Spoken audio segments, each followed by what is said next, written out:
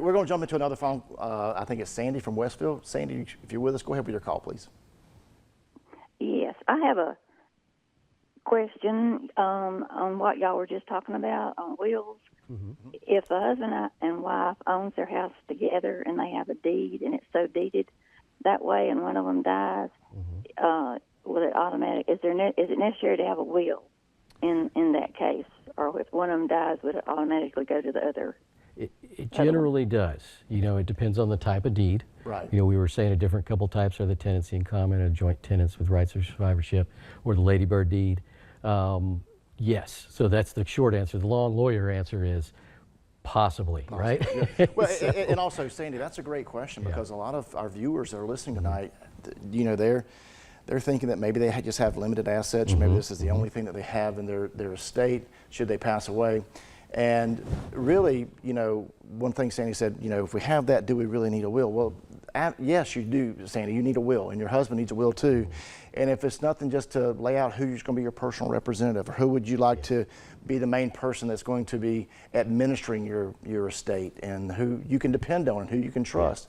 And so, yes, that's part of the process, and that's a great question, because a lot of our viewers are just like, well, if I got that, I don't need a will. It's too simple, right? Yeah.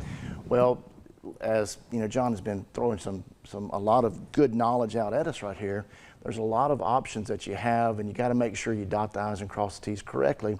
And so, typically speaking, Sandy, if one of your spouses does pass away, and if it's jointly held as a husband and wife, that it possibly should go we'll to the other spouse. But you just want to make sure. And I think that, we talked about a will as a roadmap for the courts to use. Well, it also doesn't leave anything to chance either. Right. And, it's a high risk, because we're all going to get called home, and the Lord's going to call us home at some point. Our life's going to cease to exist. Yeah. And you might as well just, handle it now and take care of it, right? Yeah. And make sure it's done the right way and not leave anything to chance. It's like I was alluding to a minute ago, is that you're also looking out for your loved ones by saying, this is how I want it to go, because a will can have very detailed, or it can be very simple. A lot of folks like to have in there, kind of their burial wishes. So it's in writing, so somebody knows. Hey, you can do all these things on a notepad, but it's not official, and it's not, someone may lose that notepad. But a will is kind of it's a unique document. People know, whoa, we need to take care of this, keep it safe. What I would say, and I'm going to kind of talk against myself just for a little bit, but in the long run, it usually helps me.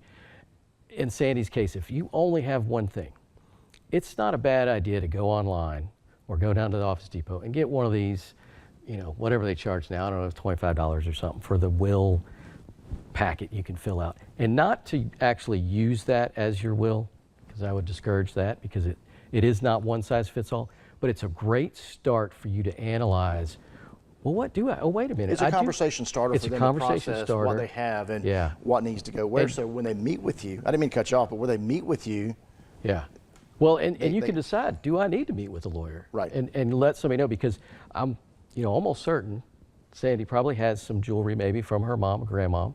Who's that going to go to? Right. Do you just leave it to your husband and he figures it out, or vice versa? There may be a special niece or daughter or granddaughter that you want those things to go to. And as it goes, it all goes to your husband. That's the intestate thing we're talking about. It just passes straight to whoever's closest relative. If your husband predeceases you, then it goes to your children. But if you don't have any children, now it goes to your parents. Well, that's getting crazy. They're probably passed, so it goes to your siblings. Now it can go, at that point, it could go almost anywhere and go to a nephew that, is going to take things and move to Vegas and, God knows with the grandma's diamonds. So all on black, right? That's it.